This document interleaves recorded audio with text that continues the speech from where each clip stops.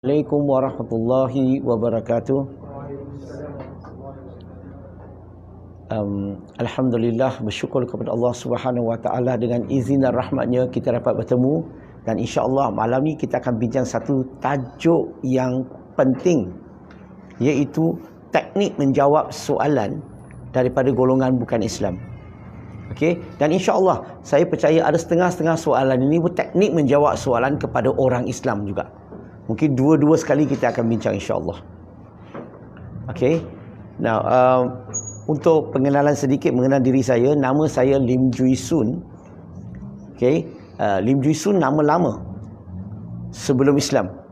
Selepas memeluk agama Islam, nama Islam sekarang adalah Lim Jui Sun. Sama ke beza? Kurang tepat, sikit beza. Tajwid dia beza. Saya tak tukar nama sebenarnya. Saya memeluk Islam, saya kekalkan nama Cina saya sebagai nama Islam saya. Tujuannya nak permudahkan kepada golongan-golongan Cina yang minat nak masuk Islam. Ramai belum bersedia nak tukar nama. Maka kita permudahkan dulu.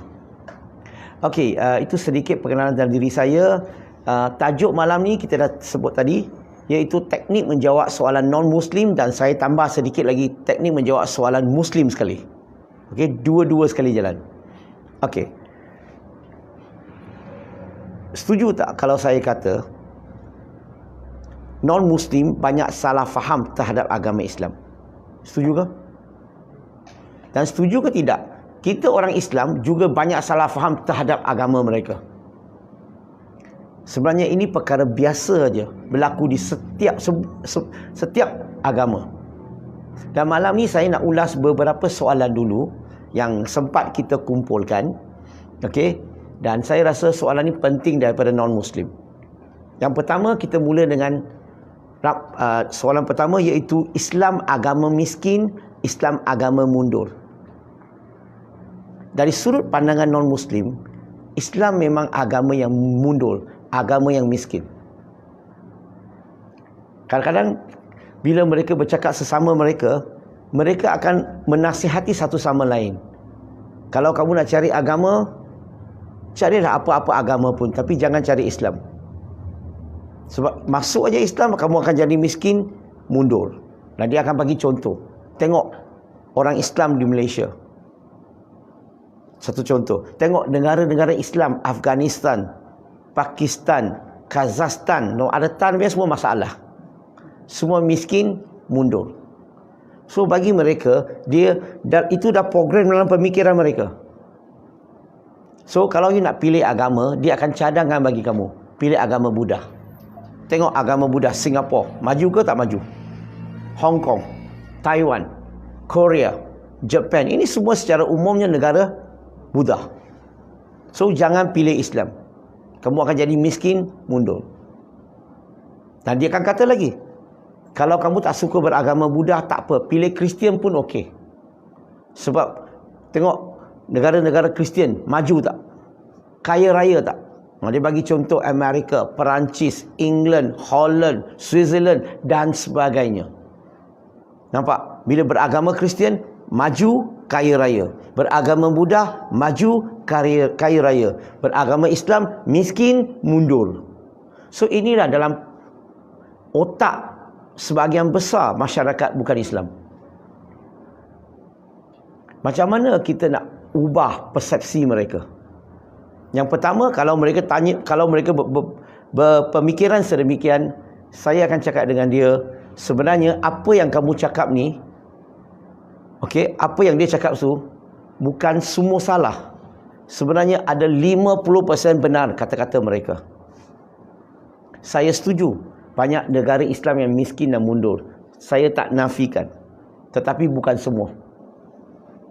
Banyak negara Islam yang maju, kaya raya. Qatar, Saudi, Brunei, Malaysia. Nampak tak? Negara Islam yang maju, kira maju dan kaya raya. Maksudnya apa? Maksudnya bukan kerana agama. Kalau pilih Islam akan jadi miskin, mundur, maka semua negara Islam sepatutnya miskin, mundur. Betul tak? Tapi kenapa kita ada yang maju, ada yang mundur? Ini berarti bukan kerana agama. bukan kerana agama. Dan kalau kita lihat agama Buddha, negara Buddha yang maju kaya raya, yang dia cakap tu betul, memang maju kaya raya. Tapi yang dia tak cakap tu, negara Buddha yang miskin mundur tu, dia lupa dah cakap. Kalau kita tengok Thailand, Vietnam, Nepal, Cambodia, Sri Lanka, itu semua negara-negara Buddha yang sangat miskin dan sangat mundur. Persoalan sekarang, kalau beragama Buddha akan jadi maju kaya raya, kenapa begitu banyak negara Buddha yang miskin dan mundur? Maksudnya apa? Maksudnya bukan kerana agama. Kalau memilih agama Buddha akan jadi maju kaya raya, kenapa begitu banyak negara Buddha yang miskin dan mundur? Sekali lagi, bukan kerana agama. Dan siapa kata negara Kristian mesti maju, mesti kaya raya? Memang betul, nama-nama negara yang dia bagi tu memang maju kaya raya, tak nafikan. Tetapi negara Kristian yang miskin dan mundur lebih banyak daripada yang kaya raya. Apa bukti? Senang aja. Kamu semua tahu peta tak? Kalau kita tengok peta South America, okay, kita nyanyi sama-sama. Brazil, Argentina, Peru, Paraguay, Uruguay, Ecuador. Main-main sama-sama. Kita nyanyi semua nama-nama negara tu, semua miskin dan mundur. Sangat miskin dan mundur. Nah, persoalannya, kenapa? Kenapa orang yang beragama Kristian, okey, beragama Kristian, kalau dia kata mesti kaya raya, kenapa ada yang begitu banyak miskin dan mundur? Sekali lagi, bukan kerana agama. Setuju tak? Bukan kerana pilih agama akan jadi miskin mundur ataupun kaya raya, bukan. So sekarang kita dah neutralize, bagi dia tahu. Bila kita dah terangkan macam ni, non-Muslim dapat lihat tak? Oh, bukan kerana agama. Itu yang penting. Yang kedua, kita nak bagi tahu dia, Allah Subhanahu Wa Taala, Tuhan yang Maha Adil. Surah An-Nisa surah keempat ayat 40. Kenapa? Sebab dalam Islam, sesiapa yang usaha, sesiapa yang rajin, dia akan dapat rezeki. Tak peduli kamu Muslim atau tak Muslim. Betul ke tak betul? Contohnya Japan. Negara Jepun hebat tak? Maju, kaya raya. Negara bukan Islam. Allah Tuhan yang Maha Adil. Kalau negara yang rajin, yang usaha, mereka akan maju kaya raya. Kalau you malas, tak berusaha, kamu akan jadi miskin mundur. So bukan kerana agama. Tapi persoalannya, kenapa masih lagi banyak negara Islam yang miskin dan mundur? Apa sebabnya yang menyebabkan negara Islam yang miskin dan mundur? Ada idea tak? Malas? Itu mungkin salah satu sebab. Tetapi salah satu sebab yang paling penting sekali adalah kita umat Islam hari ini terlalu jauh daripada Al-Quran dan Sunnah Nabi Muhammad sallallahu alaihi wasallam. Berarti amalan kita, kehidupan kita, Al-Quran dan Sunnah sebagai kitab suci, sebagai decoration, bukan untuk kita belajar, bukan untuk kita amalkan ajaran Al-Quran dan Sunnah tu. Sebab itulah kita orang Islam terlalu jauh daripada Al-Quran dan Sunnah. Kita lebih kepada ikut-ikutan. Betul ke tak betul? Betul. Dan kalau kita orang Islam pegang teguh kepada ajaran Islam, kita orang Islam akan jadi manusia yang paling maju, paling kaya raya di dunia ini. Apa bukti? Sebab kita orang Islam dulu-dulu sejarah telah bukti dah. Kita pernah memimpin dunia. Kita pernah satu dunia, bukan Islam akan lihat kita orang Islam, belajar dengan kita orang Islam. Sebab apa? Sebab masa tu orang Islam pegang teguh kepada ajaran Islam. Hari ini kalau kita nak kembali kepada zaman kegemilangan kita dulu, boleh. Syaratnya umat Islam kena belajar Islam, boleh belajar Al-Quran dan Sunnah Nabi Muhammad SAW dengan ilmu, bukan ikut-ikutan. Dengan cara macam itulah kita boleh kembali kepada zaman kegemilangan kita. So itu cara kita kena terangkan kepada non-Muslim. Satu lagi soalan yang non-Muslim sesering tanya, yang mereka kurang setuju adalah kenapa bila mereka bercinta dengan orang Islam, mereka ni terpaksa masuk Islam ataupun dipaksa masuk Islam. Kenapa tak boleh dia kekal sebagai beragama Buddha, dia kahwin dengan orang Islam? Kenapa tak boleh begitu? Buddha kahwin Islam. Dia tanya kenapa tak boleh begitu? Kenapa tak boleh orang Islam masuk agama Buddha kahwin dia? Kenapa mesti dia kena masuk Islam untuk kahwin orang Islam? Dari sudut orang bukan Islam, itu tidak adil. Betul tak? So kalau non-Muslim tanya soalan begini, macam mana kita nak yakinkan mereka? Caranya adalah bagi tahu orang yang tanya soalan tadi. Cakap dengan dia, isunya bukan dia. Isunya adalah kita orang Islam. Apa maksud tu? Dia tak perlu masuk Islam untuk kahwin kita. Masalahnya adalah kita tak boleh kahwin dia. Kenapa? Sebab Allah berfirman dalam Quran dalam surah Al-Baqarah surah yang kedua ayat 221 yang bermaksud Allah melarang kita kahwin dengan musyrik. Allah mengharamkan, Allah tak benarkan kita kahwin dengan musyrik. Masalah hanyalah kita. Kita tak boleh kahwin kamu. Kamu tak perlu masuk Islam kahwin kita. Tak perlu. Masalahnya tak perlu paksa masuk. Masalahnya kita tak boleh kahwin kamu. Nampak tak? I turn the table. Kita yang tak boleh kahwin dia. It's our problem, not your problem. Yang penting kita kena bagi tahu dia, okey, kalaulah dia nak berkawan dengan kita, nak ada peluang bersama dengan kita, kita galakkan dia, apa kata kamu cuba kaji Islam, belajar, kaji, okey, sekiranya kamu boleh terima, tertarik kepada Islam, maka kita boleh teruskan hubungan kita, mungkin kita boleh nikah. Tetapi sekiranya kamu tak tertarik kepada agama Islam, maka tak kisah pun, kita boleh jadi kawan. Boleh faham? Dan kamu tak perlu paksa masuk Islam untuk kahwin saya. Masalahnya saya tak boleh kahwin kamu. It's not your problem, it's I cannot marry you. Nampak tak? Sama tak? Kalau orang tanya soalan, kamu kena belajar macam mana teknik tu menjawab. Satu lagi soalan yang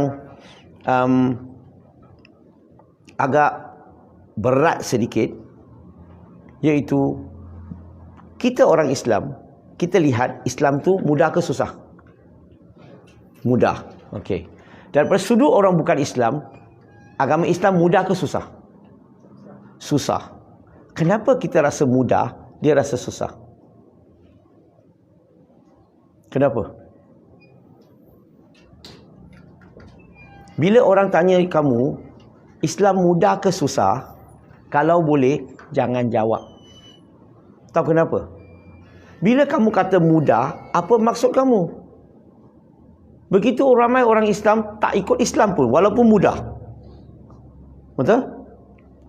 So, bila orang tanya Islam mudah ke susah, kita tanya balik kepada dia. Nak pastikan dia faham soalan itu. Dia tanya dia, kamu tanya diri saya ke, Islam bagi saya mudah ke susah? Ataupun kamu bertanya tentang agama Islam, mudah ke susah? Nampak tak? Saya bagikan kepada saya, diri sebagai seorang Muslim, Islam mudah ke susah bagi saya, ataupun agama Islam mudah ke susah?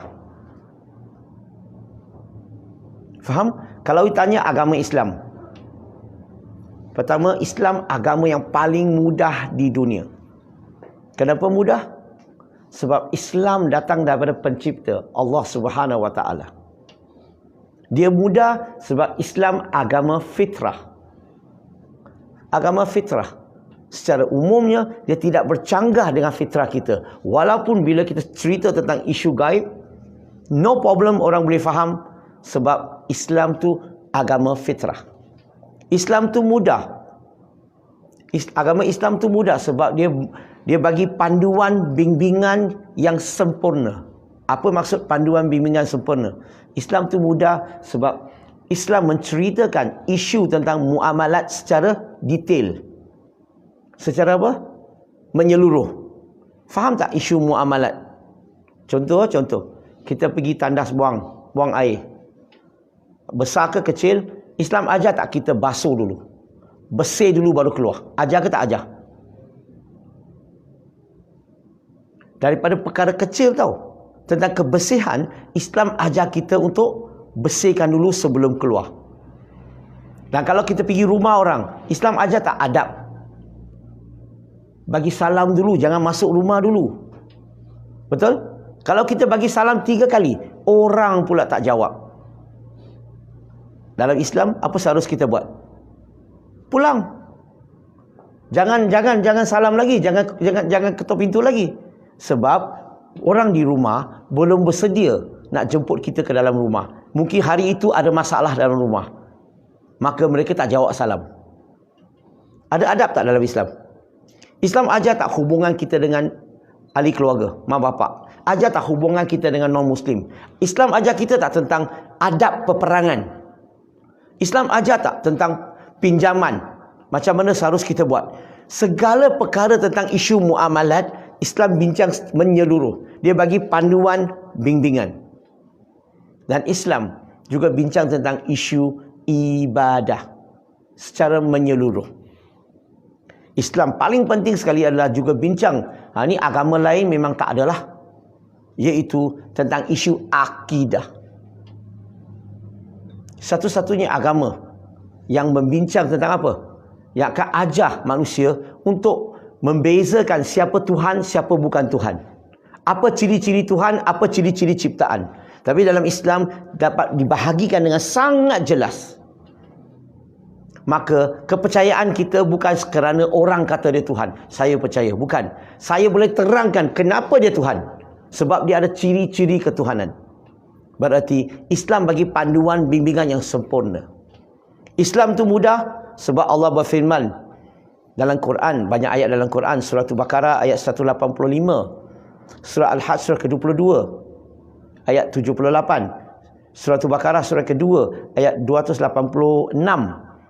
Dan surah An-Nisa surah keempat ayat 28. Banyak ayat dalam Quran menceritakan Allah nak mudah bagi kamu, bukan susah bagi kamu. Allah tidak akan uji kita lebih daripada kemampuan kamu dan sebagainya. Berarti Allah dah sebut dah Islam itu mudah.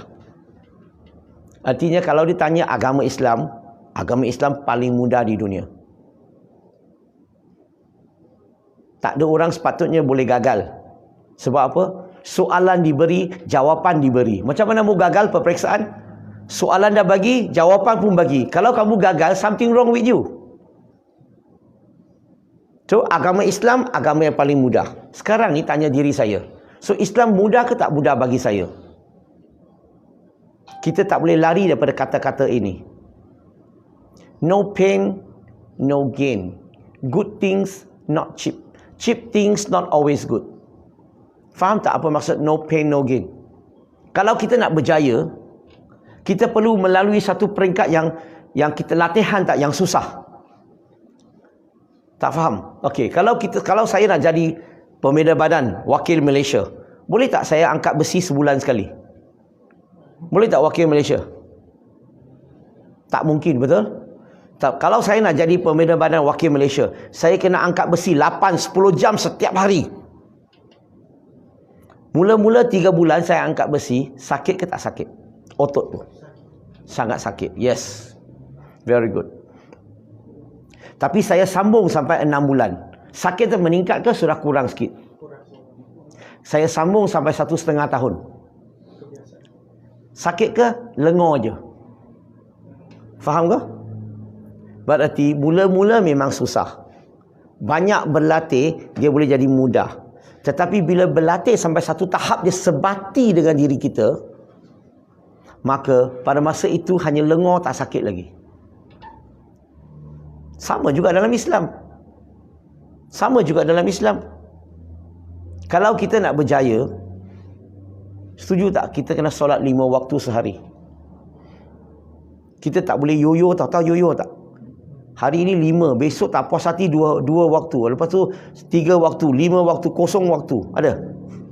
Kita punya solat ni kena 5 flat. Nak berjaya kan? Tapi nak tambah berjaya kita kena buat apa? Bukan solat fardu saja, solat sunat, solat nafilah kita kena buat banyak. Setuju tak? Dan kalau kita nak berjaya lagi, apa seharus kita buat? Kita kena bayar zakat. Pastikan wang yang kita ada telah dibersihkan. Betul? Kalau kita tak keluarkan zakat, Apa berlaku? Kita mencuri atau merampas hak orang miskin. 8 asnaf. Betul tak? Kalau kita nak berjaya, kita kena puasa dalam bulan Ramadan. Bukan saja itu, nak tambah berjaya, kita kena puasa sunat Isnin Khamis. Kalau mampu, kita menunaikan haji. Kalau kita nak berjaya, kita kena jadi suami atau lelaki yang bertanggungjawab dalam rumah. Mempunyai contoh yang terbaik untuk membimbing ahli keluarga. Kalau kita nak berjaya, kita kena baik dengan jiran. Bina jambatan dengan non-Muslim. Rapatkan silaturahim. Boleh dakwah. Kita kena dakwah kepada kawan-kawan bukan Islam kita. Dan sebagainya lah. Saya boleh bagi satu list sampai mungkin 1 jam pun boleh. Apa yang kita sebagai seorang Islam perlu lakukan untuk berjaya. Betul? Dan sekarang persoalan saya, kalau nak buat semua ini banyak-banyak tiap-tiap hari, mudah ke susah? Faham ke ni? Mula-mula bagi orang yang baru kembali kepada Islam ataupun orang yang baru nak belajar balik Islam, dia rasa Islam tu agak susah sikit. Betul ke tak betul? Tapi banyak berlatih, dia akan jadi mudah.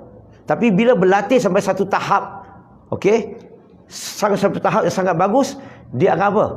Dia akan sebati dengan dirinya. Maka pada masa itulah dia kata, Islam mudah bagi saya. Bila ulama kata Islam tu mudah, bukan bagi you. Maksud bagi dia. Dia sudah sampai satu tahap dia rasa Islam itu mudah. Kenapa orang bukan Islam rasa Islam itu susah? Salah satu sebab yang utama adalah kita orang Islam sangat suka bincang tentang hukum hakam. Kita nak sampaikan Islam, tauhid tak sampaikan, kita mula dengan hukum hakam. Betul ke tak betul? Kalau you masuk Islam, wajib pakai tudung. Kalau you masuk Islam, wajib berhenti minum arak. Kalau you masuk Islam, wah, semua wajib, haram, kita jalan dulu. Adakah itu pendekatan Islam? Adakah itu cara menyampaikan Islam? Ingat lagi tak Nabi Muhammad sallallahu alaihi wasallam terima wahyu daripada Allah Subhanahu wa taala. Wahyu itu diturunkan kepada Nabi ada 2 peringkat yang besar. Iaitu di Mekah berapa tahun? 13 tahun. Kemudian Quran turun di Madinah lebih kurang 10 tahun. Ada 2 peringkat. Betul? Nah, mula-mula 13 tahun ayat Quran turunkan kat Mekah. Berbentuk apa? Akidah ke fiqh? Akidah. Boleh tak bagi contoh akidah tu apa? Ya, tauhid lah, mengenali Allah, betul? Lagi? Cerita-cerita tentang Nabi-Nabi sebelum tu. Sebagai pengajaran kepada kita, motivasi kepada kita. Dia cakap akhlak, cakap moral, semua ni adalah isu akidah.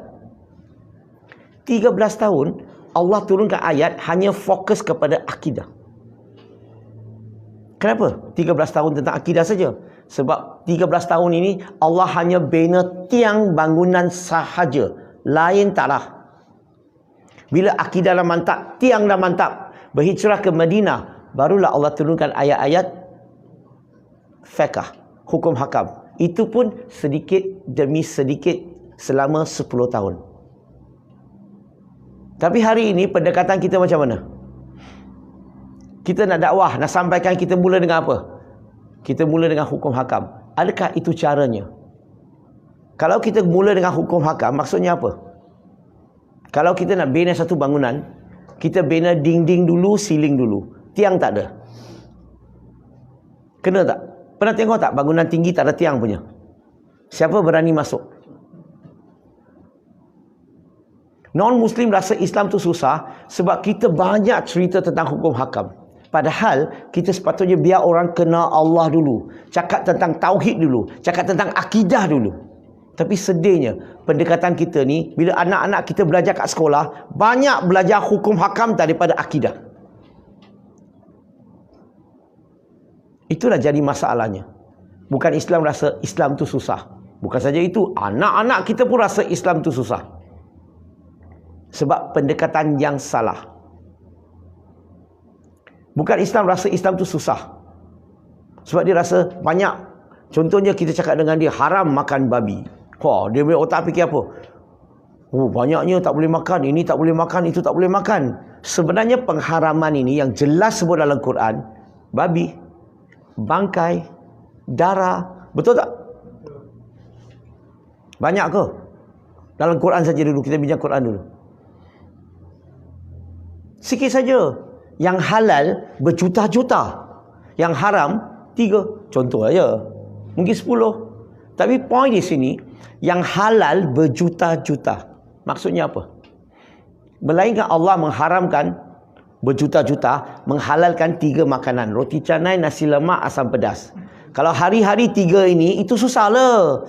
Tapi Allah menghalalkan berjuta-juta. Susah kat mana? Saya tak nampak susah. Boleh faham tak? Bayangkan berjuta-juta banding dengan beberapa tak boleh makan. Yang tak boleh makan pun, Allah haramkan pun untuk kebaikan kita. So macam mana kita nak kata susah? Yang tak boleh minum apa? Arak. Sesuatu yang boleh memabukkan. Setuju? Tapi yang boleh minum banyak tak? Berjuta-juta minuman di dunia kita boleh minum. Yang halal untuk diminum. Yang diharamkan pun untuk kebaikan kita. Tahu tak berapa ramai orang minum, lepas tu gaduh. Minum, accident. Lepas tu minum, rogol. Minum, macam-macam, membunuh. Macam-macam berlaku. Selepas apa? Selepas dipanggil intoxicated. Sebab itulah dalam Islam, Islam mengharamkan arak. Untuk apa? Mengharamkan arak. Untuk apa? Supaya manusia ni tak buat perkara-perkara yang sangat-sangat teruk ini. Dan dia akan menyesal seumur hidup. Sebab dia tak boleh mengawal diri lagi. Nampak tak? Yang mengharamkan pun untuk kebaikan kita. So susah kat mana? Halal berjuta-juta, haram beberapa. Dan orang bukan Islam, dia rasa Islam tu susah. Satu perkara yang sangat penting. Sebenarnya, mereka tak amalkan agama dia. Kalau mereka ikut ajaran agama dia, ikutlah macam kita lah ikut ajaran Islam, dia ikut agama dia, dia akan rasa Islam agama yang paling mudah di dunia. Apa bukti? Mari kita lihat. Dalam agama Buddha, orang yang nak capai kejayaan dalam agama Buddha, dia perlu ikut tak preset? 227 preset. 227. Dia kena ikut. Tahu tak preset tu apa? Tak boleh tipu, tak boleh curi, tak boleh minum, tak boleh duduk tempat tinggi, tak boleh pakai emas, tak boleh ini, tak boleh itu. 227. Kalau dia amalkan agama dia, dia tak boleh dengar lagu, tak boleh karaoke. Dia rasa orang Cina boleh tahan tak ni? Masalahnya adalah mereka tak ikut ajaran agama Buddha, tak amalkan ajaran tu, dan mereka rasa agama Buddha semua boleh buat. Padahal tak boleh. Begitu banyak pantang larang, tak boleh. Maka bila mereka tak ikut ajaran tu, dia rasa agama tu boleh buat apa saja, maka dia rasa Islam tu susah. Islam ada pantang larang. Tapi kalau dia amalkan ajaran agama dia yang begitu banyak pantang larang banding dengan Islam, dia rasa Islam tu mudah ke susah sekarang? Dia akan rasa Islam mudah, jauh lebih mudah daripada agamanya. Agama Kristian, dia punya commandment, perintah. Okey? Dia punya laws. Disebut dalam kitabnya ada 613 laws ataupun commandment. Tak boleh curi, tak boleh tipu, tak boleh. Ni ada 613. Hari ini orang Kristian ikut tak? Mereka tak ikut. Sebab tu mereka ingatkan agama dia semua boleh buat. Padahal 613 undang-undang yang mereka kena ikut. Kalau mereka ikut itu, dia akan kata Islam agama yang paling mudah di dunia. Nampak tak?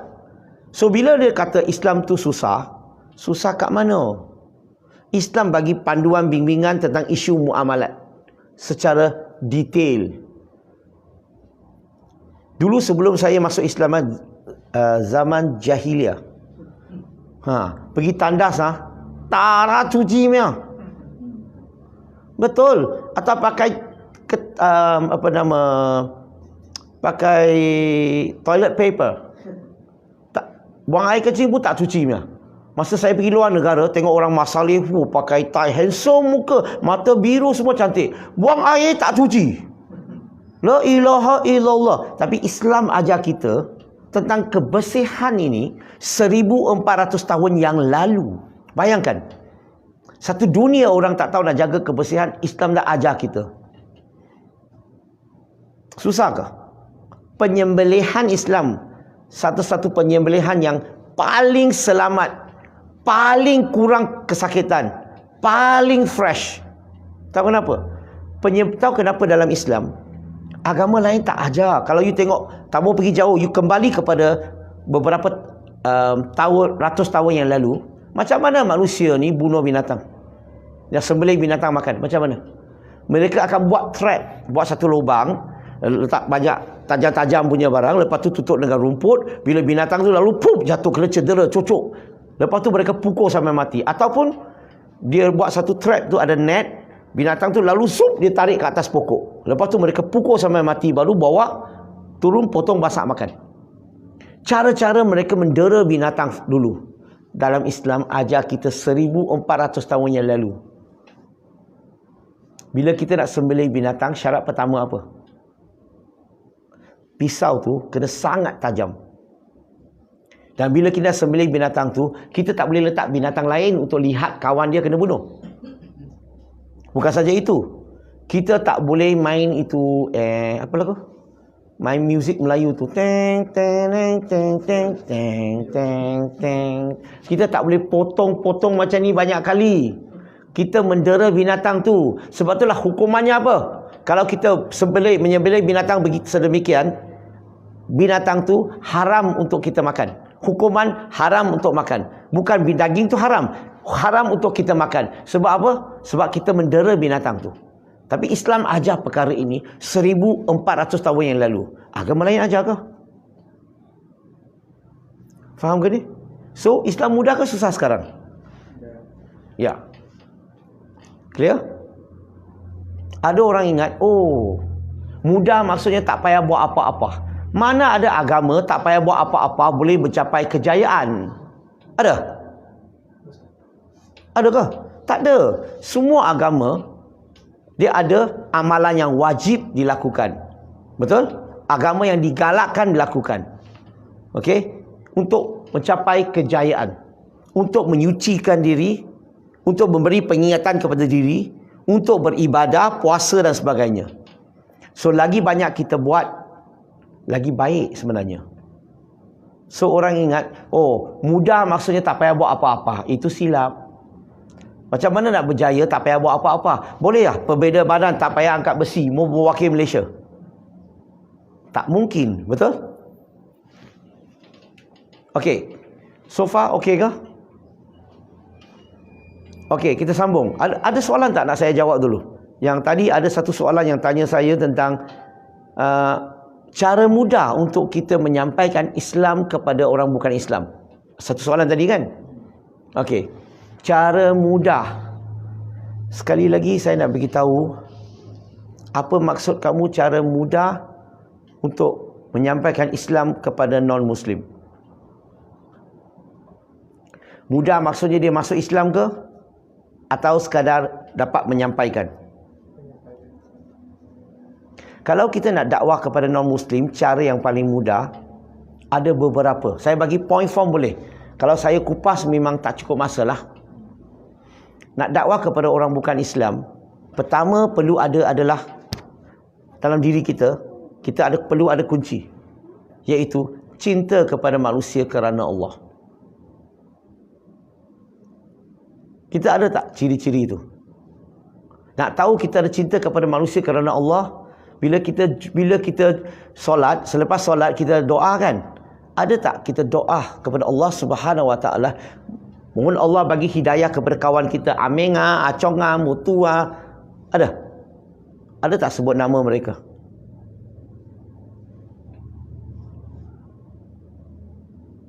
So kita perlu, ciri pertama adalah cinta kepada manusia kerana Allah. Kalau kita tak ada itu cinta, jiran pun kita tak akan dakwah. Betul ke tak betul? Kalau kita cinta, kita akan sangka baik. Ramai kita ni suka benci bukan Islam. Ini kafir. Biar mereka masuk neraka. Betul? Woi, dia masuk neraka, you kena juga. You kena jawab di padang mahsyar nanti. Kamu dah sampaikan ke belum? So, kalau tak ada cinta, kita tak akan mula. Kedua, berkawan. Belajar teknik berkawan dengan mereka. Kena baca banyak buku lah atau tanya orang macam mana caranya.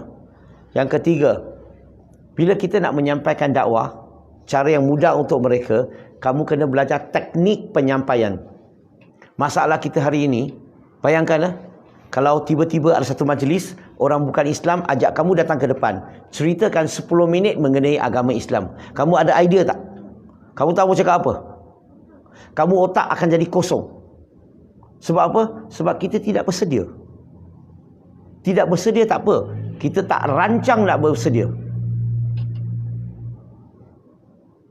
Selalu saya kata kepada orang Islam, kita Islam dalam kita mempunyai produk yang terbaik. Tetapi kita nak wakil Islam, nak pergi cerita tentang Islam, pendakwa-pendakwa Islam, sebahagian besar semuanya best product, lousiest salesman. Yang nak sampaikan pendakwa ni tak ada skill, tak ada knowledge, tak ada teknik, tak tahu metodologi. Tapi nak wakil Islam. Macam, bayangkan kita nak wakil agama Islam. Dan kita punya ilmu macam ni. Macam mana? Saya bagi satu statistik lah. Mungkin ini statistik ni sebagai pengingatan kepada kita. Kalau kita lihat banci 2010.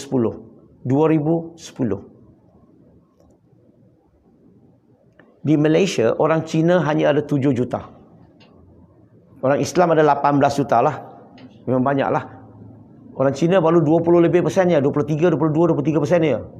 7 juta. Yang 7 juta ni, masuk Islam 42 ribu.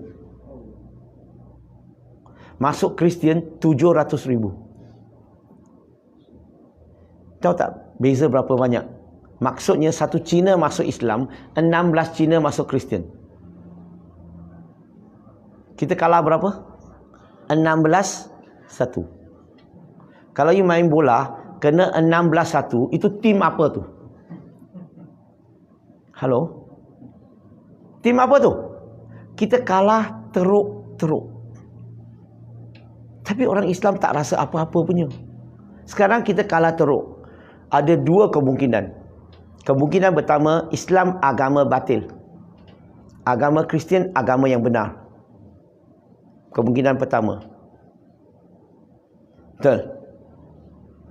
Kedua, Islam agama benar. Tetapi orang Islam tak boleh pakai. Pendakwa Islam lousy. Kita kalah 16-1 tau.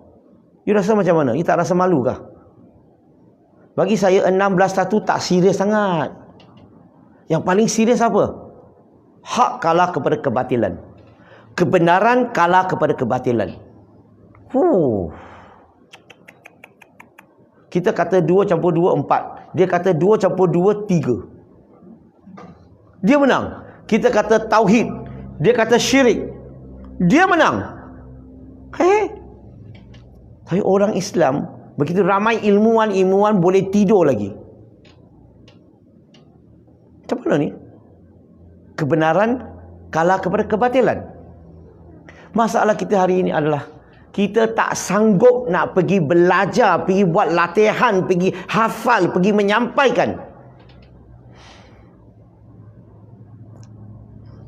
Kita tak sanggup. Tak sanggup. Kalau kita tak sanggup buat semua ini, macam mana kita nak jadi penyampaian, pendakwa yang profesional? Dan sering kali kita ada peluang, hilang peluang. Ada peluang, hilang. Orang suruh kita cakap, bagi 10 minit ceramah tentang Islam, tak tahu mau cakap apa. Kita tak bersedia, betul? Dan percaya kata saya, didengar hari ini, kita bukan saya tak bersedia, kita tak rancang nak bersedia, kita tak akan nak bersedia. Itu sikap kita orang Islam. Kadang-kadang saya pun tak tahu macam mana nak bangunkan orang. Tak tahu cakap apa. Cakap kasar, orang kata I kurang asam. Kalau saya sindir dan singtam, you tak tahan. Sedih. Sangat-sangat sedih. Nak dakwah kepada orang bukan Islam. Tadi orang tanya soalan tadi tu tentang cara yang paling mudah kan. Nak dakwah kepada orang bukan Islam, jangan bincang agama. Macam mana ni? Sebab bila bincang agama, kita nak mempromosikan agama kita. Kita nak cakap kita punya benar, mereka punya batil. Dia suka dengar tak? Itu sebab orang tak nak bincang. Nak bincang ilmu. Apa jenis ilmu? Ada 2-3 jenis ilmu yang kita boleh bincang. Pertama, bincang ilmu fitrah. Bincang tentang fitrah. I tak cakap agama. I tanya diri kamu. Dalam hati kamu cakap apa? Pendekatan fitrah. Yang kedua, pendekatan sains. Bukan Quran dan sains. Dia menceritakan tentang penemuan sains yang paling hebat dalam abad yang ke-20. Yang ketiga, bincang logik. Ketiga-tiga ini ilmu. Tidak menyebelahi orang Islam dan juga menyebelahi bukan Islam. Dia neutral. Betul tak? Kalau bincang perkara macam ni, non-Muslim senang nak terima. Saya bagi contoh. Adik-adik semua belajar agama ya. Betul ya? Macam mana kamu nak terangkan la ilaha illallah kepada non-Muslim? Tiada Tuhan layak disembah melainkan Allah. Nabi Muhammad pesuruh Allah, macam tu. Kewujudan. Macam mana kamu nak buktikan kewujudan Allah? Tengok makhluk. Kamu nampak Allah ke? Saya tak nampak. Saya nampak you lah. You makhluk kan? Tapi saya tak tahu Allah tu ada ke tak ada. Itu yang you cakap. Apa bukti Allah tu wujud? Nampak tak? Saya hujah dari sudut non-Muslim. Dan kamu macam mana nak jawab balik? Nak dakwah kepada non-Muslim, saya tunjukkan satu cara. Tapi cara ni sebenarnya perlukan 1-2 jam untuk kupas. Tapi saya akan jawab dalam 5 minit. So, faham-faham ya? Tidak menyeluruh. Tak mau bincang agama, saya kata. Tak ada orang suka dengar orang kata agama dia tak betul. Bincang ilmu. Ilmu macam mana? Tanya dia.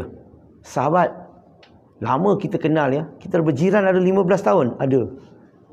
Tapi saya sampai hari ini tak tahu tentang mana satu logat yang kamu cakap. Kamu Cina betul, tapi logat apa saya tak tahu. Hokkien ke, Hakka ke, Hailam ke, Teochew ke, macam tu.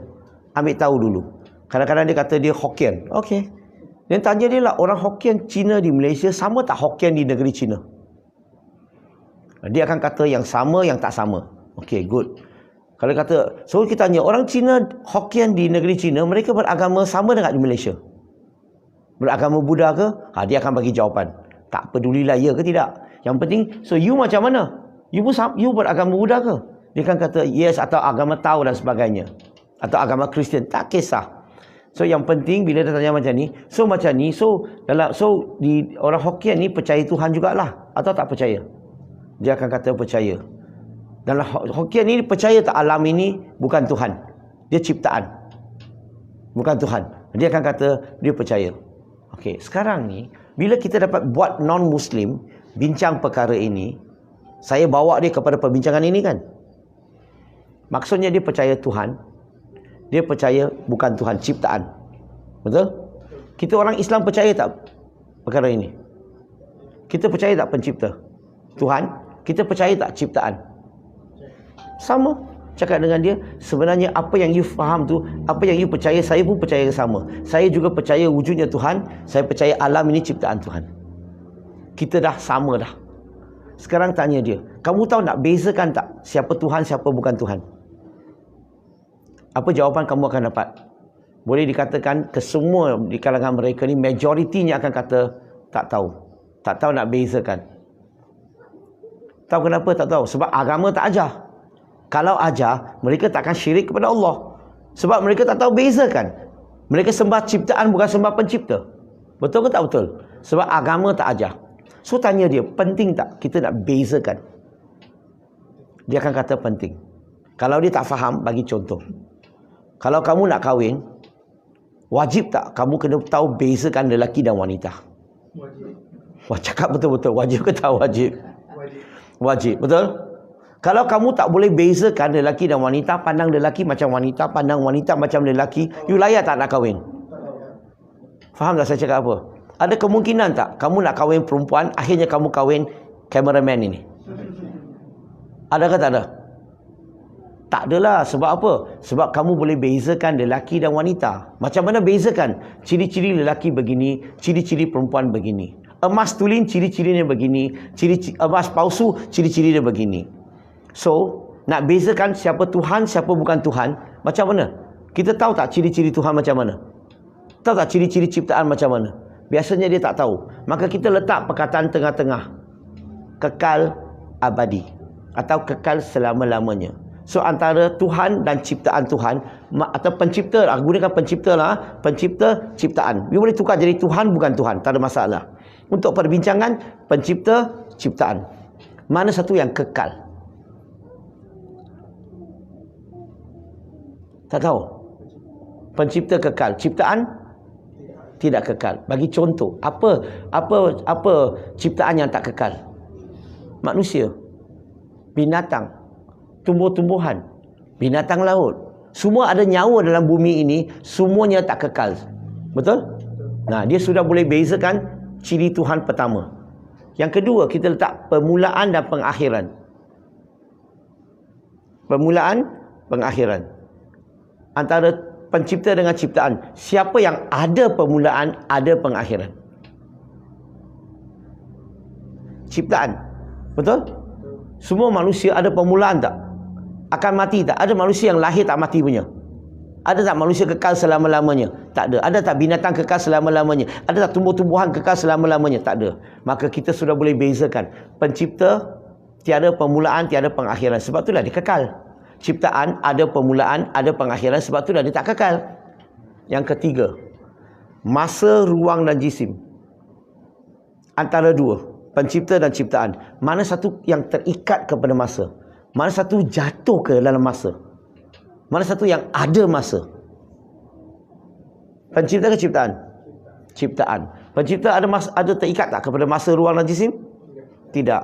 Bukan saja dia tak terikat, dia yang mencipta masa, ruang dan jisim kepada ciptaannya. Betul? So dia boleh bezakan ketiga. Yang keempat, bergantung. Antara pencipta dengan ciptaan, mana satukah yang memerlukan matahari untuk hidup, udara untuk hidup, makan minum untuk hidup? Mana satu? Pencipta ke ciptaan? Ciptaan. Pencipta tak perlu. Last. Antara dua ni, mana satukah yang perlu rehat dan tidur? Pencipta atau ciptaan? Ciptaan perlu rehat dan tidur, pencipta tak perlu. Okey, sekarang ni saya ulang. Pencipta kekal selama-lamanya, ciri pertama. Yang kedua, tiada permulaan, pengakhiran. Yang ketiga, tidak terikat kepada masa, ruang dan jisim. Keempat, tidak bergantung. Yang kelima, tidak rehat dan tidur. Dan ciptaan ni sebaliknya. Sekarang, kalau you boleh bincang dengan non-Muslim macam ni, sudah banyak bagus. Sekarang tanya dia, bila dia pilih jawapan tu, sebenarnya dia akan pilih jawapan macam kita. Sama. Cakap dengan dia, sebenarnya saya pun setuju dengan kamu. Ini 5 ni ciri-ciri pencipta. Tanya dia sekarang, dalam dunia ni kan ada macam-macam Tuhan. Dia setuju. Boleh tak you bagi satu nama, satu Tuhan yang orang sembah, yang ada 5 ciri-ciri ini, selain pada Allah? Jangan sebut Allah, apa-apa Tuhan pun tak apa. Silakan. Jawapannya non-Muslim jawab apa? Dia akan kata tak ada. Bila dia kata tak ada, you tahu tak, ada beberapa perkara penting di sini. Pertama, dia menolak semua Tuhan yang orang sembah, tak ada satu pun mempunyai ciri-ciri ketuhanan. Bukan saja itu, termasuk Tuhan yang dia sembah bukan Tuhan. Sebab dia tak bagi nama. Bila dia kata tak ada, dia sudah lafaz la ilaha. Kenapa? Dia telah menolak semua. Tak ada satu pun mempunyai ciri-ciri ketuhanan. Tak, dia dah tahu bukan Tuhan. Okey? Dia dah tahu semua ni tak ada ciri-ciri ketuhanan. Dan kalau Tuhan cipta kita, dia akan program kita tak? untuk kenal dia. Tadi saya tanya, Tuhan macam ni ke macam ni? Pencipta ciptaan. Kamu jawab kan? Jawapan tu kamu gunakan fitrah untuk jawab, bukan gunakan agama untuk jawab. Maksudnya Allah telah program kita, kita boleh bezakan siapa pencipta, siapa ciptaan. Sebab itulah kita gunakan perkataan mukallaf. Kita boleh bezakan. Betul? Boleh bezakan pencipta dengan ciptaan. Dan contohlah, kalau sahabat, dia ada anak, isteri ada anak, so bila isteri lahirkan anak, kamu ajar tak anak panggil isteri kamu ibu, panggil you bapa? Sorry you pakai perkataan lain, ayah ke tak kisah, tapi maksud saya mother and father. You akan ajar tak anak kita untuk panggil kita bapa, panggil isteri kita mak? Mesti kan?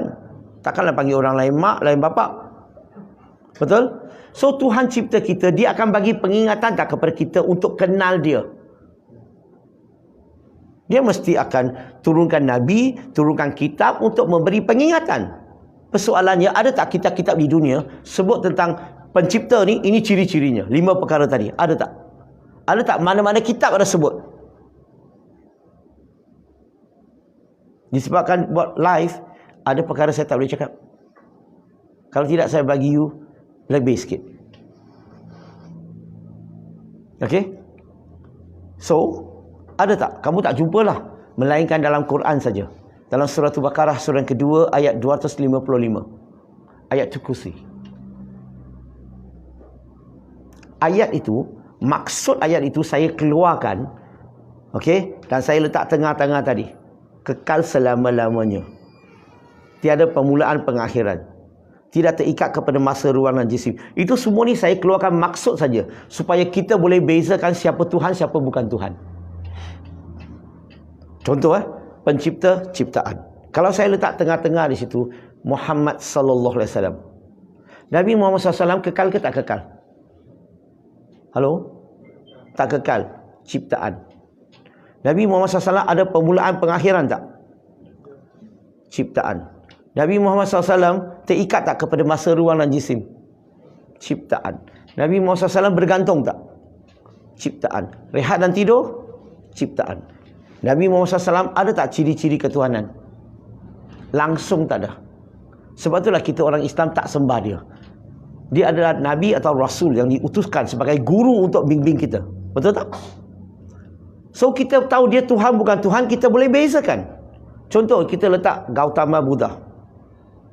Gautama Buddha kekal ke tak kekal? Dia pernah wujud, sekarang tak wujud lagi. Maksudnya apa? Dia tidak kekal. Ciptaan. Dia ada permulaan pengakhiran tak? Dia lahir dan telah mati. Ciptaan. Dia terikat tak kepada masa, ruang dan jisim? Ciptaan. Dia bergantung tak? Ciptaan. Dia rehat dan tidur tak? Ciptaan. Bagi saya, apa nama lagi Tuhan? Kita letak, tengok dia jadi pencipta ke ciptaan? Akhir sekali, you letaklah apa nama pun semua akan jatuh dalam kategori ciptaan. Sekarang, ini saya tak ada masa nak cakap semua, saya ringkas saja. Sekarang saya tanya kamu semua sekarang. Muslimin, muslimat sini, ada muslimat tak ada? Muslimin, okey. Kamu nak sembah pencipta ke ciptaan? Pencipta. Kamu nak sembah ciptaan tak? Tak nak. La ilaha illallah. So kita percaya saja ke ataupun kita boleh terangkan, boleh jelaskan kepercayaan kita? Faham ke ni? Nampak tak? Kita boleh buktikan segala-gala dalam alam ini akan masuk dalam kategori ciptaan. Sebab itulah kalau kamu nak ajar anak Islam kita tentang akidah, tentang la ilaha illallah, gunakan pendekatan ini. Sebab pendekatan ini pendekatan yang paling mudah nak faham. Tidak keliru, tidak perlu pusing cakap ni, cakap tu, cuba bagi maksud ni, maksud tu, buang masa. Ini direct. Faham ke? Macam dulu-dulu orang kata, oh Syed Baba adalah Tuhan. Senang aja. Dia kekal ke tak kekal? Dia dah mati tau. So dia tak kekal. Dia bukan Tuhan, dia ciptaan. Lagi, dia ada permulaan, pengakhiran, lahir dan mati, ciptaan. Dia terikat kepada masa, ruang dan jisim. Dia bergantung, dia rehat dan tidur. Dalam Islam, berapa hebat kamu pun, kamu bukan Tuhan. Sebab itulah you tengok TV selalu kan. Dia buat wayang apa? Ultraman. Kenapa dia tak kata Ultra God? Dia mesti man kat belakang. Dia man kat belakang. Man. Dia kenapa man? Man tu dia ada kelemahan. Man tu dia boleh lahir dan mati. Boleh faham ke ni? So kalau kamu boleh bincang ini dengan kawan non-Muslim, insya-Allah mereka akan mudah faham. Sebab bila dia faham akidah tadi la ilaha illallah dengan jelas, percaya kata saya, kalau mereka balik berfikir, dia akan dapat rasa macam apa yang dia sembah tu tak ada ciri-ciri ketuhanan. Maka dia akan mula, saya gunakan makan diri. Tahu tak makan diri? Dia mula bergerak dalam badan dia. Lama-lama dia tahu dia bukan Tuhan, tapi dia kena sembah. Tapi akan sampai satu tahap dia akan mula reject. Dan dia akan cari Tuhan yang ada ciri-ciri ketuhanan ini. Dan kalau dia kaji, dia akan jumpa Allah Subhanahu Wa Taala. Dia akan jumpa dalam agama Islam. Nampak? So bila you nak terangkan akidah kepada orang, Islam kepada orang, mula dengan ini. Bukan hukum hakam. Setuju? Okey, saya tak naklah cakap banyak malam ni. Kita kena pergi tempat jauh lagi selepas ini. So saya nak buka untuk sesi perbincangan, sesi soal jawab, ataupun ada apa-apa pandangan, silakan.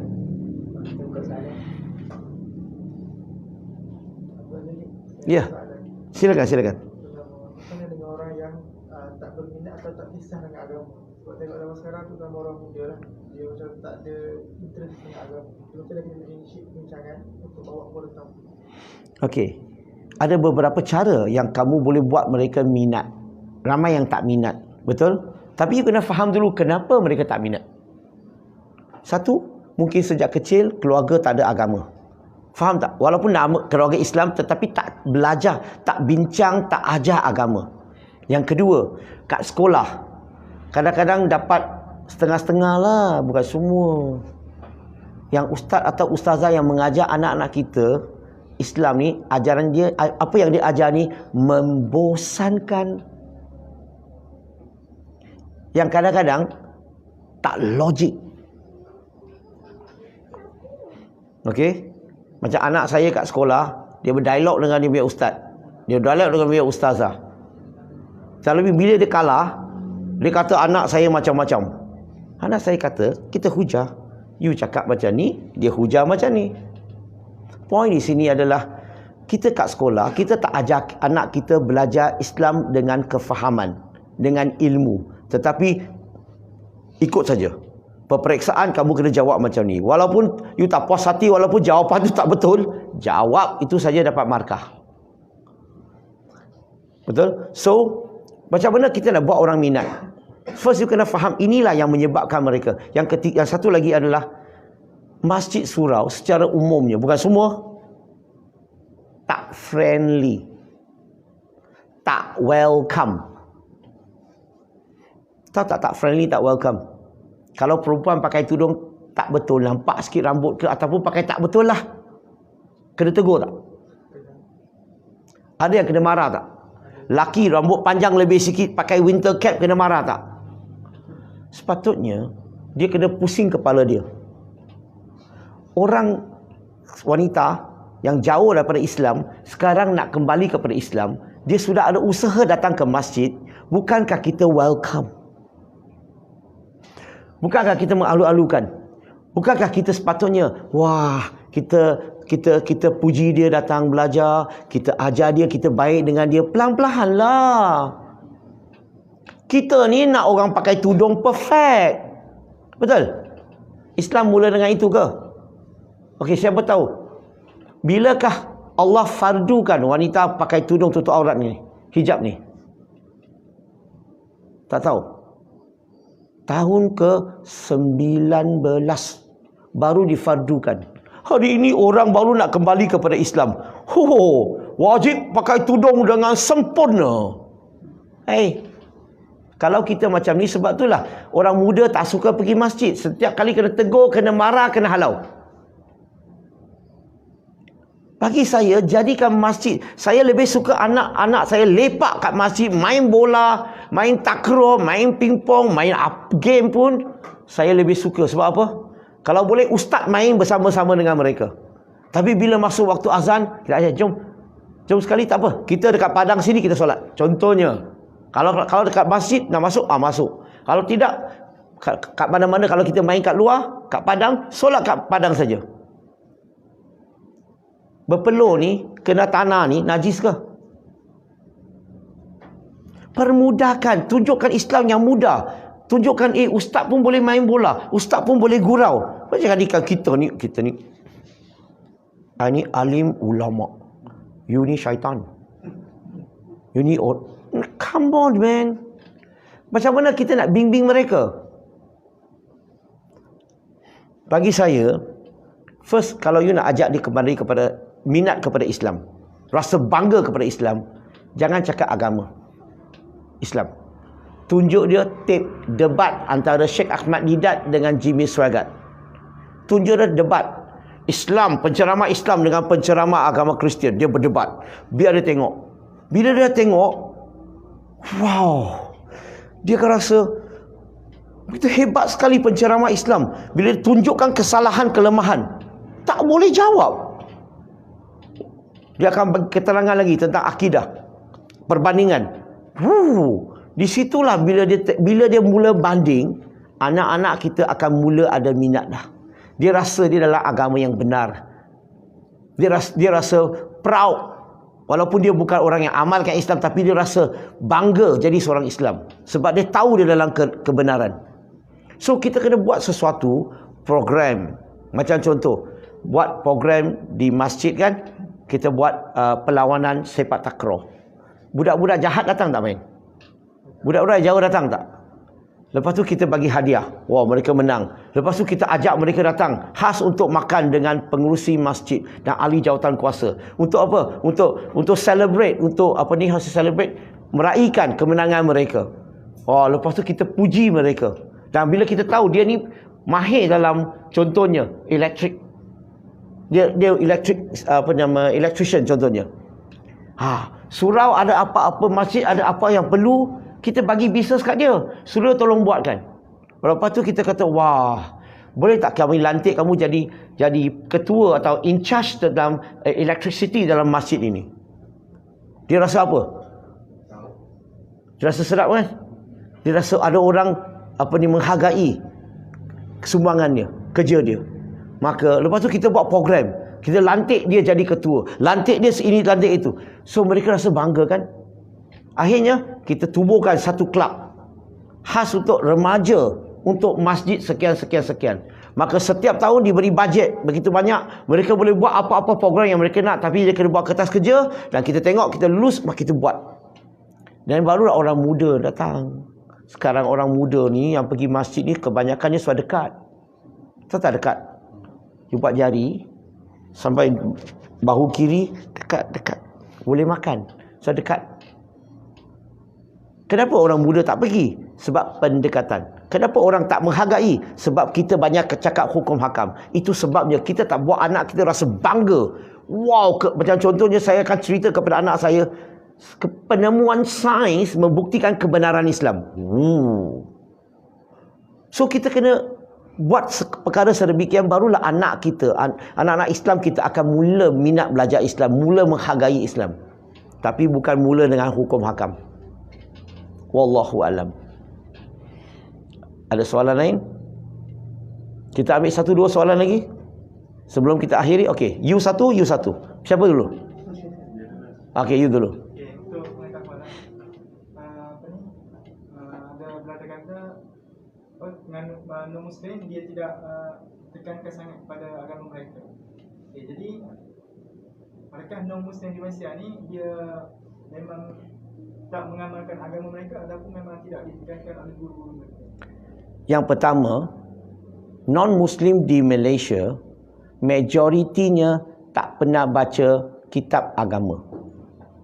Yang kedua, amalan mereka lebih kepada turun-temurun. Yang ketiga, mereka pun tak tahu agama tu ajak apa. Yang keempat, mereka hanya tahu janji, saya percaya Tuhan, saya sembah, kau tim, selesai. So itulah keadaan di Malaysia. Okey? non-Muslim. So, bila kita berdakwah kepada mereka, kita kena tahu macam mana mau masuk, apa mau cakap. Okey? Dan kalau kamu tahu teknik, lebih cepat, mudah mereka tertarik kepada agama Islam. Tapi satu peringatan kepada muslimin muslimat semua ni, kalau kita nak buat dakwah, syarat ni sangat penting. Ramai orang buat dakwah, dia telah masuk dalam territory kawasan Allah Subhanahu Wa Taala. Kamu menyampaikan, oh dia dah tahu, oh dia tahu Islam, oh dia kata la ilaha illallah, oh dia tahu, oh insya-Allah semua dan sebagainya. Maka kamu akan perlu tanya, dia dah tahu Islam, kenapa dia tak nak masuk Islam? Pernah dengar tak orang cakap macam tu? Kamu membesarkan Allah ke? Dalam Quran kan sebut surah Al-Baqarah surah kedua ayat 272. Allah ingati kita bahawa kerja kita, tugas kita sekadar menyampaikan. Hidayah urusan Allah. Kenapa kita nak masuk campur urusan Allah? Kenapa dia tak nak masuk Islam? You sudah masuk kawasan Allah. Tugas kamu bukan tanya kenapa dia tak masuk Islam. Kamu sepaja percaya Allah tahu siapa lebih layak dapat hidayah. Setuju tak? Kenapa kamu tanya kenapa dia tak nak masuk Islam? Maksudnya bila nak dakwah, kalau kamu masuk dalam kawasan Allah, kamu akan kecewa. Saya dah buat tapi dia tak nak masuk. Aku dah fed up dah ni. Sebab you dah masuk kawasan Allah. Allah suruh kita sampaikan dengan cara hikmah. That's all. Lainnya, you boleh doa, Allah minta Allah bagi hidayah, dan selainnya kita tawakal kepada Allah. Bukan tanya kenapa dia tak masuk. So, itulah perkara yang penting, brother. Harap jawab soalan tadi lah. Okay, soalan yang terakhir sekali, silakan. Adakah satu sensitivity kepada kita orang Melayu bila ada kawan Cina dia tanya pasal agama, kita buat niat kita nak berdakwah, tapi adakah menjadi satu sensitivity lah. Bukan Islam tanya. Tanya apa yang kita buat dalam masjid dan sebagainya. Sensitivity itu biasanya masalahnya adalah orang Islam tak tahu nak cakap. Yang biasa punya Islam lah. Dia tak tahu nak ambil peluang untuk terangkan. Bila dia tanya apa yang kamu buat dalam masjid, kenapa perlu cuci-cuci, contohnya dia tak tahu kan. Dan kenapa perlu ada azan dan sebagainya. So, kita sepatutnya ambil peluang ini, terangkan sedikit, tetapi link kepada akidah. Cakaplah, kenapa kita buat ambil wuduk. Satu, mental preparation. Kedua, okey, bila kita ambil wuduk, bila kita cuci, air mengalir kan, kita ratakan kan. Sebenarnya Allah ni nak ampunkan dosa kita. Terangkan, nampak tak positifnya? Betul? Dan paling penting bila kita pergi masjid, okey, kita sering kali mengingati diri kita tentang la ilaha illallah. Dan barulah kita masuk apa itu la ilaha illallah. Terangkanlah pencipta-ciptaan tadi. You dah masuk lambat, you tak dengar.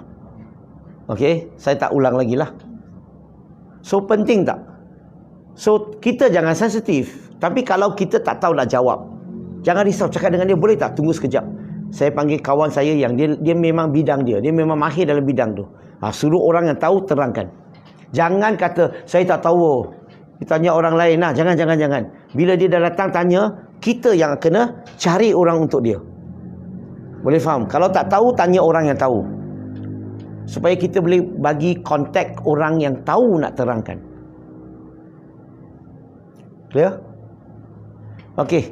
So, saya rasa cukup setakat ini kot. Ada soalan? Okey, silakan. Assalamualaikum warahmatullahi wabarakatuh. Waalaikumsalam warahmatullahi wabarakatuh. Saya ada beberapa soalan kalau tak kisah. Okey, silakan. Layan. Saya pun selalu juga tengok perdebatan antara non-Muslim dan Muslim. Okey, sebagai contoh, kalau non-Muslim dapat membuktikan secara fakta dan membantah Al-Quran, bagaimana nak mengatasi masalah itu?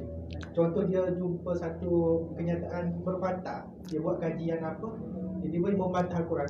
Ini bermaksud Al-Quran ini palsu. Macam tu ambil buat. Yang kedua, contoh, Boleh tak satu-satu saya jawab dulu? okey. Bukan, nanti tanya 2, 3 saya lupa 1. Sorry. Okey, itu tak ada masalah.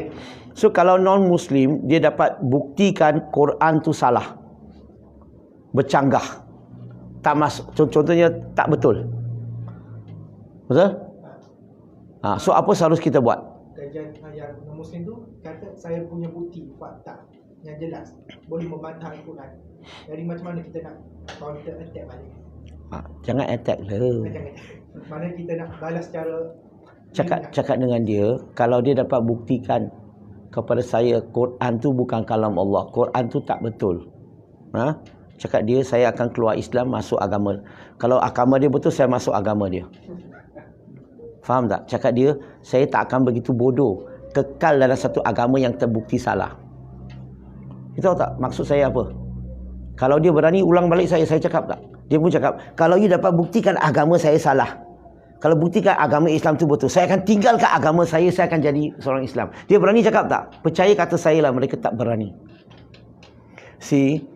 Saya sudah dalam Quran, Allah Subhanahu Wa Taala telah mencabar kita orang Islam. Tahu tak cabar? Mencabar manusia sampai hari kiamat. Dalam surah Isra surah ke-17 ayat 88. Dalam surah Yunus surah ke-10 ayat 38. Okey, dalam surah Al-Baqarah surah kedua ayat 23-24. Surah An-Nisa surah keempat ayat 82 dan sebagainya. Allah mencabar manusia apa? Allah cabar tulis sebuah buku macam Quran. Tak boleh satu buku, syarat dia, standard dia. Kalau tak boleh 10 surah. Tak boleh 10 surah, satu surah. Tak boleh satu surah, satu ayat. Allah cabar. Try lah. Itu yang pertama. Yang kedua, sekarang ni dia kata dia dapat buktikan secara fakta Quran tu bukan kalam Allah. Tak betul. Betul? Contoh? Contohnya itu saya pernah tengok YouTube saat ni. Okey, contohnya simple je, tapi kalau simple je, contohnya kisah Samiri. Dia kata Samiri tu bukan person tapi satu kaum. Okey. Contoh saya dapat buktikan dalam YouTube lah. Dia gunakan apa untuk buktikan? Terima kasih. Berdasarkan kajian dia dah pergi tempat tu, dia dah kaji macam-macam. Terus yang pertama, yang kedua masalahnya kikik je, tapi dia nak membuktikan Quran tu salah. Contohnya macam kisah Nabi Yusuf dijual kepada raja. Dia kata dalam Quran tu lebih kurang dia sebut macam ni, dinar. Ada perkataan berapa harga terhadap Nabi Yusuf tu, dinar sekian-sekian. Persoalannya dia kata macam mana Quran boleh kata ni? Macam mana Quran jangan cakap dia Quran dari mana waktu tu guna dinar. Sedang dinar tu zaman Nabi Muhammad dia ada macam tu. Siapa kata? Dia kata. Nampak tak? Ini bukan fakta. Itu dia punya keterangan. Fakta tu dia kena ada buktikan bahawa zaman sebelum kedatangan Nabi Muhammad SAW, selepas kedatangan Nabi Muhammad SAW, baru ada dinar. Contoh, dinar ni dah disebut dalam Quran, betul? So dia kena buktikan dulu zaman Nabi baru ada, betul? Tapi padahal Quran menceritakan cerita sebelum ini. Sebab surah Yusuf surah ke-12 ini, okey, Quran menerangkan secara detail mengenai cerita tentang Nabi Yusuf alaihissalam. Padahal dalam kitab Kristian, dalam Bible, cerita sangat nipis, sangat sedikit. So, macam mana Quran boleh ada cerita, boleh tahu tentang begitu detail mengenai cerita itu? So, itu semua ni perkara yang telah berlaku, sejarah, betul? Now, you nak buktikan itu tak betul, tetapi kamu tak boleh bagi bukti. Macam contoh, saya bagi you bukti lah. Tengok betul ke tak betul. Satu contoh. Okey. Contoh ini daripada sudut pandangan saya. Okey. Kalau you nak kata salah, you kena terangkan dengan buktikan step by step. Bukan kata saya rasa zaman Nabi baru ada. Itu rasa. You ada rasa, saya pun ada rasa. Saya rasa sebelum tu pun ada. Mana boleh macam tu, betul tak? Macam contoh, dalam kitab dia sebut kejadian alam. Kejadian Tuhan menciptakan alam ini. Dia kata ciptaan Tuhan pada hari yang pertama. Dia kata ada cahaya, ada siang dan malam. Ciptaan Tuhan hari yang kedua. Berarti hari yang kedua ciptaan Tuhan lah. langit. Hari yang ketiga Tuhan cipta bumi. Hari yang keempat Tuhan cipta matahari. Hari yang kelima Tuhan cipta binatang laut. Hari keenam Tuhan cipta manusia. Hari yang ketujuh Tuhan beristirahat. Okey, sekarang ni saya nak tanya, ciptaan Tuhan hari pertama, kira 2, 3, 4, 5, 6 belum wujud lagi lah hari pertama. Dia kata ada siang dan malam. Macam mana kita boleh dapat fenomena siang dan malam? Dia sepatutnya putaran matahari dan putaran bumi. Masalahnya, bumi dicipta hari yang ketiga, matahari hari yang keempat. Tanpa bumi dan matahari, macam mana kamu boleh ada hari pertama pada hari pertama? Macam mana kamu boleh ada siang dan malam? Itu dipanggil bukti. Bukan saya rasa. Faham tak? Saya bagi hujah tak? Contoh. Okey. Macam mana hari pertama boleh ada cahaya? Padahal matahari dicipta hari yang keempat. Cahaya tu datang dari mana? Faham tak saya cakap apa? Dan macam mana bumi boleh wujud dulu sebelum matahari? Kalau ikut sains, semua planet semua ni, dia satu monoblok asalnya. Kemudian dipisahkan. So semua dah kena wujud sekali. Dia bukan you datang dulu, aku datang kemudian. Okey, contohlah. Kalau bumi diwujud dulu, matahari belum wujud. Bumi punya makhluk semua macam mana mau hidup tanpa matahari? Faham tak? Itu dipanggil kita hujah. Tapi saya rasa zaman itu you rasa. Saya rasa lain. Faham ke? So melainkan you boleh tunjukkan saya fakta apa yang hujah dia. Dan saya ulas balik, itu bolehlah. Sekarang ni tak bagi saya contoh yang jelas, saya pun tak tahu nak hujah daripada mana. Kalau main rasa aja tak boleh lah. Wallahu alam. Okey, ada lagi? Satu. Last. Ada banyak ni tapi tak apa. Boleh visit sini. Minum air kat luar je lagi. Contohnya ni berlaku dekat negara kita lah. Contohnya bukan non muslim tapi dia musyrik. Dia tokoh LGBT.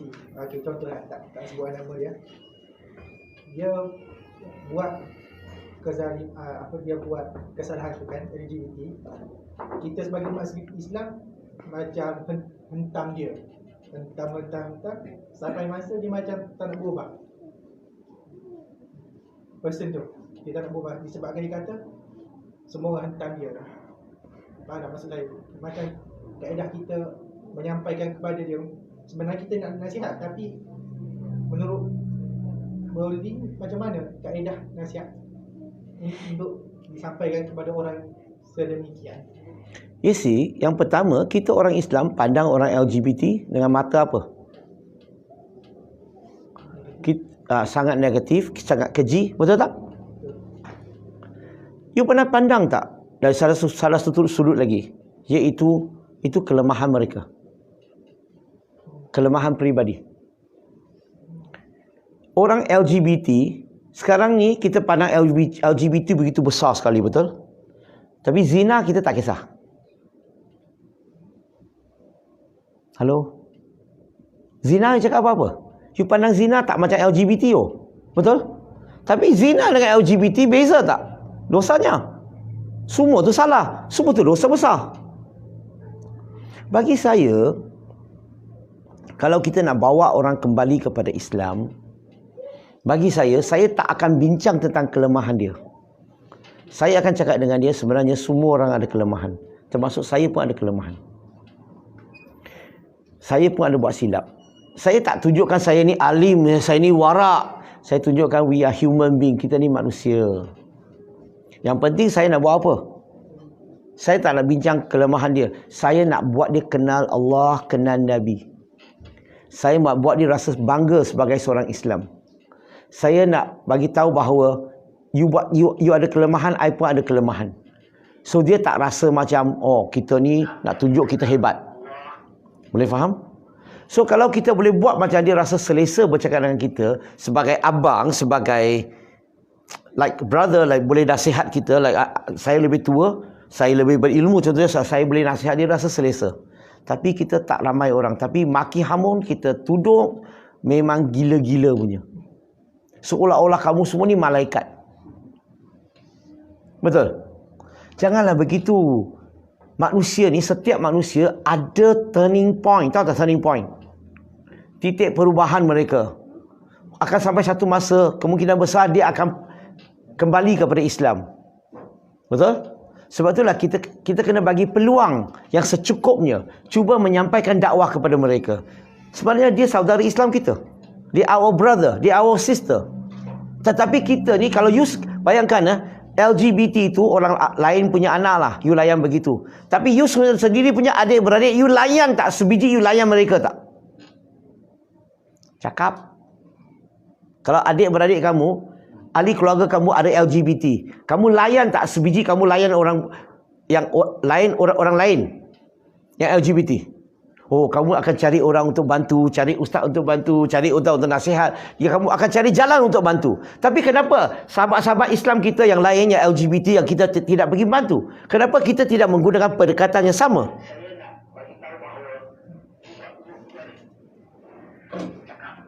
Alamak.